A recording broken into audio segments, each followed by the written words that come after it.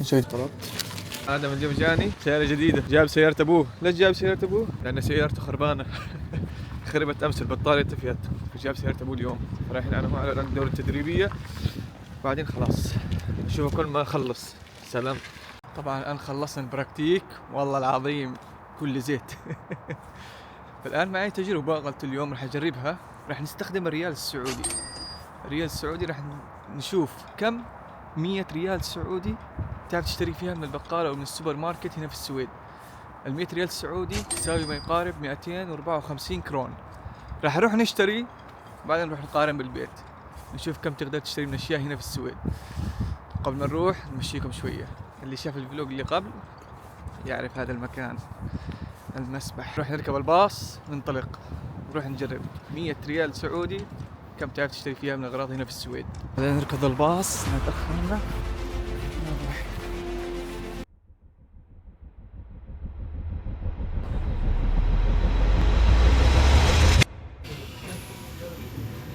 طبعا الحمد لله وصلنا، الحمد لله بالسلامة على حارتنا. لما نروح نشوف التجربة. اوكي، راح نروح نجرب، نروح البقالة نشوف إذا السعودي أرخص من السويد، أرخص من السعودي ولا السعودي أرخص من السويد. طبعا الحمد لله وصلنا وصلينا وسوينا الأمور كلها إلا الصلاة. اترك كل شيء بحياتك إلا الصلاة. الصلاة ما ملكت أيمانكم. تعالوا نشوف الطقس خارج كيف. الآن راح نروح البقالة نجيب الأغراض كامل ونرجع. طبعا من معلومة السويد غالية، حط بالك اللي حابب يجي سياحة مو سياحة. راح نروح نشوف الأغراض الآن، راح نشوف أغراض البقالة اليوم والمستقبل إن شاء الله راح نجيب أسعار ثانية، وراح نسوي تجارب أكثر. فأنا راح نروح البقالة نشتري الأغراض، نشوف كم بالمية ريال سعودي اللي تساوي تقريبا 250 كرون سويدي. راح أحط لكم هنا بالطرف الريال السعودي، راح أحطها 250 كرون دايركت. كل غرض نشتريه راح نخصمه، نشوف كم راح تجيب لنا اغراض. انا مرأي انه نروح نشتري الاغراض بعدين نجيبها هنا ونجيب لكم الفاتورة ونحسب واحدة بواحدة، هل الاغراض راح تكفيني ولا ما راح تكفيني. يلا تعالوا وراي. الان نلبس ونتجهز وننطلق. يا واد شو الاناقة دي، اقسم بالله واحد يقول مو انيق ادخل ضارب معك بالتعليقات. جاهزين؟ ولا نجيب ايش؟ لان الدنيا برد يا حبيبي، برد، ضروري انك تلبس كل شيء. والله الغرفة يبغالها تجديد، بس انا رايح الشغل فما بلحق، نخليها لبكرة. بكرة ما في معي شغل، ارجع من التدريب ونصلح معنا كل شيء. يلا تعالوا وراي. جاهزين؟ ايش اتفقنا كل يوم؟ دائما تأكد ان الهيترز موجودين لو مو موجودين. تعال نشوف.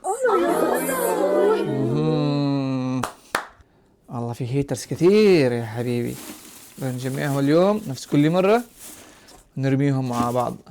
ضروري انك ترمي الهيترز كل يوم. يلا بعدين نصلحكي. يلا حبيبي، جبنا المفاتيح والامور طيبة وجاهزين. يلا ننطلق. منتظرين اقولها صح، منتظرين. طبعا هنا في السويد الحالة الاجتماعية صفر صفر صفر، ما امزح معاكم. مثلا الجيران اللي جنبي شفتهم مرة واحدة بس، قلت لهم هي يلا تعال نمشي مع بعض. ونفس كل يوم تجيب الهيترز ترميهم مثل ما ايش كده في حياتك على طول.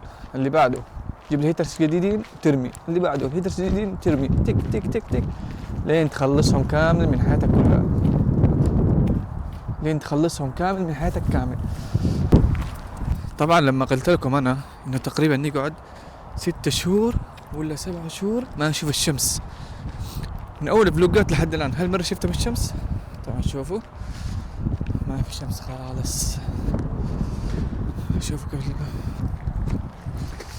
يعني الوضع شوية صعب علينا وعليكم بالعافية.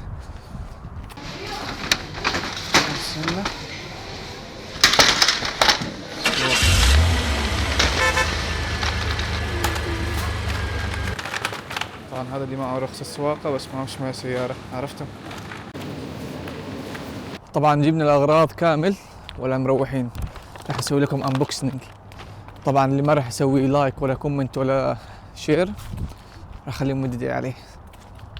متأخر طبعا والله مفاجأة الأسعار طلعت صراحة بيني وبينكم. نشوف الأغراض يعني اللي جبتها كامل، أغراض أساسية، ونقارن. وأنتم اكتبوا لي عندكم بالتعليقات هل عند السعودي أغلى ولا بدولتكم أغلى، واكتبوا لي كمان إيش تريدون تعرفون بالفيديو الجاي، عشان هذا يفتح لي أفكار كثيرة وأنزل لكم محتوى. طبعا أنتم عارفانين اللي يقدر يدعم صانع المحتوى والله يحفزه. شوفوا ذا التعليق، والله اللي حفزني اليوم خلاني أسوي الفيديو. فكلما أشوف تعليقات وأشوف لايكات أطور من المحتوى. ما في تعليقات ما في لايكات يحبطنا، بس برضه راح استمر. يلا تعال نمشي. اخيرا وصلنا. وهذه الاغراض من الويلز. الان نفتحها ونشوف السعر النهائي. جبنا الفاتوره، بسوي لها حاجه بوريكم الاغراض اللي جبتها. طبعا الان راح نسوي انبوكسنج. اوكي، جبنا عصير هذا فيتامين، وجبنا بسكوت، وجبنا خبز اسمر للصحه اكيد يعني تعرفون ابو الدايت، وجبنا تونه، وجبنا محبوب الكل معشوق الكل، بيض، معجون اسنان سوسيدان، وبصل، والجبنة هاي، وفلفل، وصلصة. كم طلع الناتج النهائي؟ اكتب لي بالتعليقات. لا امزح معك، لا تكتب شيء. طلع الفاتورة 237 كرون فاصل 43، يعني تقريبا متبقي لنا تقريبا 12 كرون. كيف تشوفوا الاسعار، غالي ولا رخيص؟ الان مع فقرة المطبخ. طبعا باقي لي تقريبا ساعة. ايش اسرع شيء نطبخه قبل ما نروح الشغل؟ طبعا والله تعبان، براكتيك شغل، صورت، وهذا والله العظيم يحمد الله ان انا معاكم. يعني ما تسوي لايك، سوي لايك اقل شيء. طبعا نجيب هاي، وراح اليوم نستخدم تون اللي راح اسوي معي فقرة المطبخ. اوكي لا تخاف، اسوي تون، ونجيب بيضتين، وادعي لي، وصلصة، وادعي لي من الان اقول لك قبل ما تشوف الطبخة. يعني ايش نسوي؟ دقيقة، 1 مينت. خليك على الخط بابا مع فقرة المطبخ مع الطباخ صالح. خليك هون. والله تأخرنا. اطبخ بسرعة بسرعة بسرعة بابا بابا بابا، والله تأخرنا. وين حبيبي؟ جيب هاي، تقطع البصل. شوفوا المسافة قصيرة هنا، ما في معي مطبخ كبير يعني سكن طلاب، يعني مو سكن طلاب، شقة طالب صغيرة. وين البصل؟ البصل يا بصل، وين البصل؟ وين البصل؟ ضيعنا البصل. طبعا يا شباب والله بقى بالله عليكم شوفوا مطبخ يعني ما في مكان اطبخ فيه. هنا كم باقي لنا بيض؟ خلينا نشوف كم باقي بيض. هنا باقي بيضة، يلا تنفعنا. بيضة وتونة وفلفل. والله ما انا عارف وين راح البصل. دقيقة بس برمي. هذا اول هيتر، هذا اول هيتر ترميه بحياتك. تك باي حبيبي يا حبيبي. والله العظيم لي ساعتين مسوي مونتاج ومونتاج مدري ايش، بالاخير ما يصور. لا شوفوا يعني يا شباب، انا انطبخ لكم هذه الطبخة، اسمها الطبخة العزابية الطلابية الخفيفة السريعة. تون، بيض. هذا اول حاجة تسوي البصل والبابريكا، الفلفل. حبيبي والله قريها هنا. فتحنا هنا، ايوه خلاص فتحنا اللي هنا، يعني يدخل الهواء كله. يعني بس نطبخ بسرعة والله العظيم. نسكر باب عشان نشتغل تهوية زي الناس، ولا ننتظر. انا شباب والله لسه جاي الستاند. خلي بس دي الاغراض الباقية. جايكم ستاند، جايكم شغلات. احنا ننقل المستوى القناة لفوق. بس خلي بس انا الاغراض تجي، بس لسه ما وصلت. اليوم نطبخ لان باقي لي تقريبا ساعة والله باقي لي ساعة ونص للشغل، فتحملوني انا سريع الان. ارجع لكم اول ما ننتهي الطبخة. طبعا يا شباب طبخنا البصل والفلفل، وانا كنت مصور لكم، كان في معي نصيحة خرافية والله راح التصوير كله على الفاضي. طبعا تغسل الفلفل. اوكي الان اول ما يتحش هذا كله تجيب التونة. هي تونة اشتريناها اليوم، بوريكم بعدين كيف نسوي كذا. يعني معناته عشان اقوي الضوء. الان ايش معنا؟ نجيب التون صح، بعد ما سويت الحشوة وكل شيء تمام. نجيب التون حبيبي. نسكبه هنا. اوه ماي جاد، ايش صار هيك؟ جيب التون. اي واحد يمني طباخ ما يحتاج، عرفت؟ بعدين نجيب الصلصة. نسكبها هيك خلاص. والله طبخة سريع، ما في وقت الطبخ بس. شوفوا الشكل النهائي، شوفوا الآن الشكل النهائي كيف.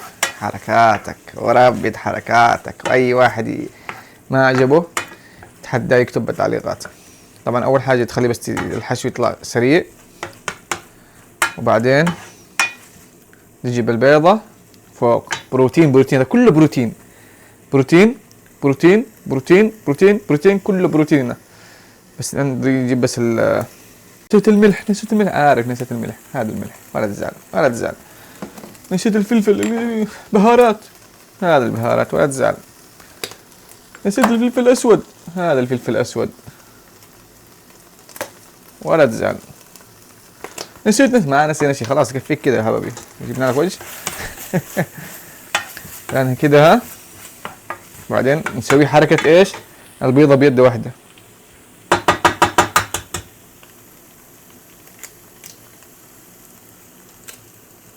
اتحداك تسويها، اتحداك اذا تعرف اكتب بالتعليقات. خلاص ولا تخلطها. سوي الطبخة هذه وادعي لي. هذه تعطيك القوة والصبر كل شيء. والآن خلصت. شو مسرع طبخناها، لا تتعذر. والله بروح اطلب.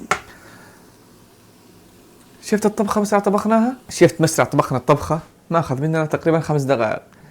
لا تكون تتعذر تروح تطلب وتخسر فلوس من الدليفري. هذه تيك انت كم توفرت تقريبا مبلغ وقدره. انا اعلمك حياة الطلاب الصح. يلا شباب، بعطيكم تجربة ورأيي الأخير، بعدين بشوفكم خارج لما اروح على الشغل، انا تأخرت. طبعا انا راح نجرب واعطيكم رأيي. اوكي، نسوي تجربة السريع. شوفوا.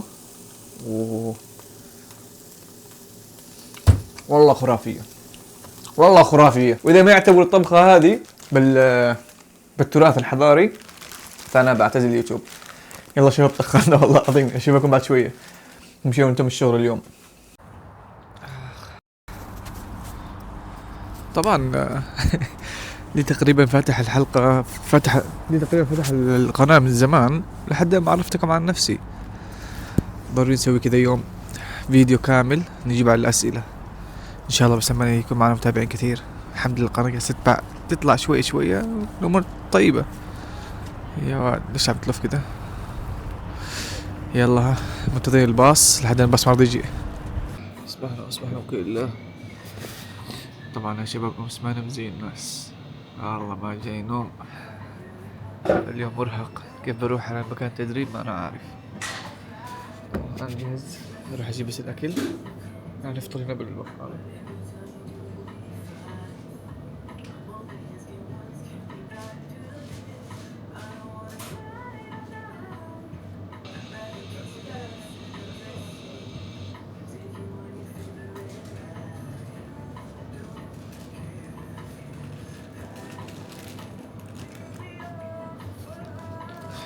شو ايش طلبت؟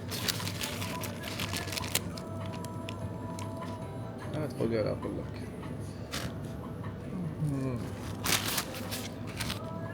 والله في نوم.